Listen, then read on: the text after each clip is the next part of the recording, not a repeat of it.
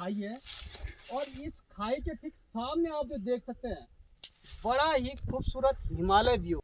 दोस्तों नमस्कार, मैं हूं परवीन सकलानी और आप देख रहे हैं गौ गंगा वाणी।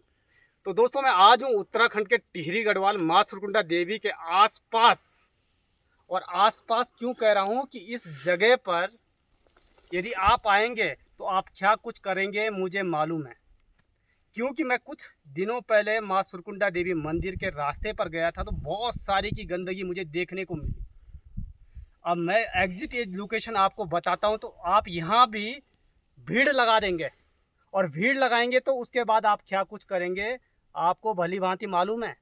आप गंदगी करेंगे और गंदगी करने से क्या कुछ दिक्कतें हमारे देवभूमि उत्तराखंड को हो रही है ये भी आप भली भांति समझ सकते हैं।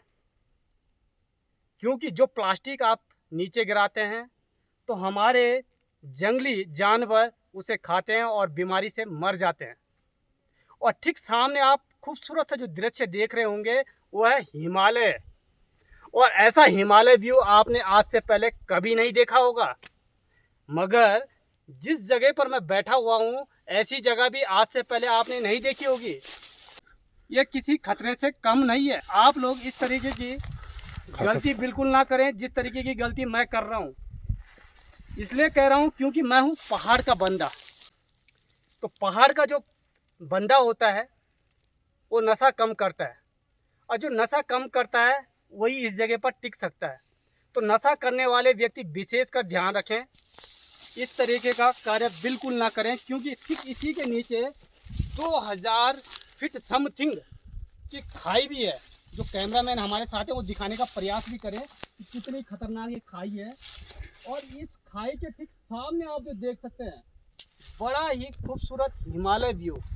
जो हिमालय व्यू आज से 3-4 साल पहले बहुत ही खूबसूरत दिखता था। काला पहाड़ जो पड़ा हुआ है ये ऐसा नहीं होता था, ये पूरा वाइट बर्फ से भरा होता था। मगर बड़ी खुशखबरी की बात यह है कि यहाँ से हिमालय व्यू आज भी 10 महीने लगातार दिखता है, जो कि जुलाई अगस्त में नहीं दिखाई देता है। क्योंकि यहाँ पर बादलों से घिरा होता है हमारा पहाड़। और बादल जो पहाड़ के होते हैं वो गरजते भी हैं और बरसते भी हैं, तो उस समय बारिश भी होती है और पहाड़ भी नहीं दिखाई देते आसपास में। तो उस समय आप लोग यहाँ पर कम लोग ही आएँ। इसलिए कम आएँ क्योंकि बरसात होती है और आसपास दिखाई नहीं देता है। और यदि बादलों के बीच में रहना पसंद करते हैं तो आइएगा, आप माँ सुरकुंडा देवी के दर्शन करिएगा और अपने घर चले जाइएगा और बादलों के बीच में रहने का आनंद भी ले लीजिएगा। दूसरी चीज़ मैं ये कहना चाहूँगा कि लगातार जिस तरीके से गंदगी बढ़ रही है उस तरीके से पहाड़ धीरे धीरे गंदगी में तब्दील हो रहे हैं। तो आप लोग जब भी देवभूमि उत्तराखंड आएँ तो विशेष बातों का ध्यान रखें। एक तो स्वच्छता का विशेष ध्यान रखें, आसपास गंदगी ना करें। यदि आप सोचें कि आखिर एक गंदगी हम लेकर कहाँ जाएंगे तो भाई आप गंदगी अपने बैग पे रखिए, अपने जेब पे रखिए और जहाँ पर डस्टबिन मिलता है भाइयों वहाँ पर डालिएगा। इस पहाड़ को बचाने के लिए ये प्रयास मेरा ही नहीं है बल्कि देश के हर एक व्यक्ति की एक नैतिक जिम्मेदारी है कि पहाड़ को कैसे बचाना है। पहाड़ में जिस तरीके से लोग जंगलों में आग लगाते हैं उस पर विशेष ध्यान रखें। हमारे पेड़ पौधे नष्ट हो जाते हैं और पेड़ पौधे नष्ट होने के बावजूद हमारे कई जंगली जानवर पशु पक्षियां खत्म हो जाती हैं। उनमें से कुछ पहाड़ में एक ऐसा पक्षी होता है जिसका नाम होता है गिद्ध। और गिद्ध लगातार धीरे धीरे पहाड़ों में खत्म होते जा रहे हैं। उसके मूल कारण पर मैं जाऊंगा। एक तो जंगल में आग लग जाना, दूसरी चीज़ आसपास में जो गांव के जो लोग होते हैं उनके पशुओं पर जब जंगली जानवर जैसे बाघ हमला करता है तो जंगली जानवर उस घरेलू जानवर को मार देता है।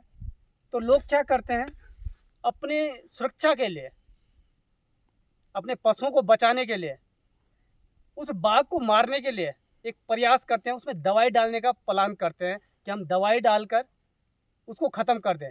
मगर यदि वो धीरे धीरे मरते जाएंगे तो आखिर जंगली जो ये बाघ हैं ये कैसे हमको दिखेंगे।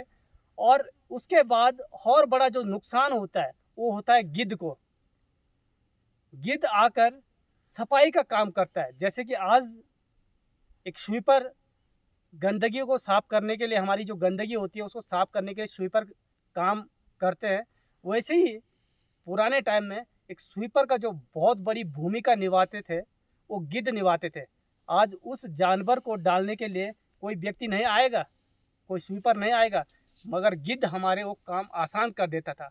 मगर धीरे धीरे वो गिद्ध खत्म हो रहे हैं। वह सभी पशु पक्षी एवं कई जानवर यहाँ पर दिखाई देते हैं। जैसे कि मैं बात करूँ हिरन की, काला हिरन जो सलमान खान जो है उन्होंने भी मारा था, तो उसका गोबर भी मैं दिखाने का प्रयास करूँगा। यहाँ पर गोबर भी है, मैं थोड़ा यहाँ से उतरने का प्रयास करता हूँ और वो भी दिखाने का प्रयास करता हूँ।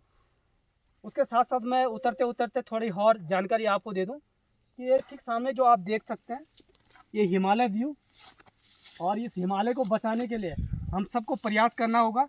देवभूमि उत्तराखंड में आकर एक जो बरसात का जो मौसम मैंने बताया कि आप जुलाई अगस्त में यहाँ पर ना आएँ, और यहाँ पर बारिश होती है, और यदि आप आते हैं तो उस समय एक बहुत बड़ा काम हो सकता है। उस समय हम बहुत सारे पेड़ लगा सकते हैं, और पेड़ लगाएंगे तो हमारा जंगल बचेगा, और जंगल बचेंगे तो हमारे जंगली जानवर बचेंगे, जंगली जानवर बचेंगे तो हम लोग बचेंगे, क्योंकि हमें शुद्ध हवा शुद्ध पानी पीने को मिलेगा। तो यहाँ पर इतना पर्यटक आता है, इस वातावरण को देखने के लिए आता है, और आप लोग आइएगा, आप सभी का स्वागत है। और यदि आप इस जगह पर आना चाहते हैं तो आप कमेंट बॉक्स में कमेंट करें, और डिस्क्रिप्शन में मैं नंबर दे दूंगा, आप उस पर भी संपर्क कर सकते हैं। तो यहाँ पर हमारे जो ट्रैकिंग वाले व्यक्ति होते हैं उनका नंबर मैं शेयर कर दूंगा, तो वो आपको ट्रैकिंग करवा सकते हैं, और ये हिमालय के दर्शन भी करवा सकते हैं, और कई जानवर भी आपको यहाँ पर दिखा सकते हैं। और ये आप देख सकते हैं, ये जो मैं गोबर दिखा रहा हूँ ये काला हिरन और काला ही गोबर। अब काला तो सभी का गोबर होता है, मगर मैं हाथ पे उठा के दिखा रहा हूँ। और यहाँ पे नहीं, ये इस जगह पर कहीं जगह ये गोबर देखने को मुझे मिल रहा है। बड़ी खुशी हो रही है कि यहाँ पर हिमालय को देखने के लिए मनुष्य कम और जंगली जानवर ज़्यादा आते हैं। सुबह के वक्त में यहाँ कई सारे पशु पक्षी आपको देखने को मिल सकते हैं। मगर आपसे एक बार और मैं विनती करना चाहता हूँ कि आप लोग जब भी ट्रैकिंग करने के लिए आएँ या यहाँ पर घूमने के लिए आएँ तो गंदगी ना करें, और गंदगी करने से पहले अपने साथ एक डस्टबिन ज़रूर लेके आएँ। और आपका डस्टबिन है आपका बैग लेकर आइएगा। अपना कूड़ा जितना भी आपके पास होता है उसको लेकर किसी डस्टबिन पे डालिएगा। तो इस तरीके का कार्य आप करेंगे दोस्तों, तो देवभूमि उत्तराखंड में देवी देवताओं की कृपा तो आप पर सदैव बनी रहेगी, और यहाँ के लोग भी आपको पसंद करेंगे। और यहाँ के लोग बहुत अच्छे होते हैं, सीधे लोग होते हैं, और उनसे आप मिलेंगे, उनसे आप बात करेंगे, आप उन्हें थोड़ा प्यार देंगे तो वो आपको 10 गुना ज़्यादा प्यार देंगे। तो तब तक के लिए जय हिंद, जय भारत, जय गौ माता की।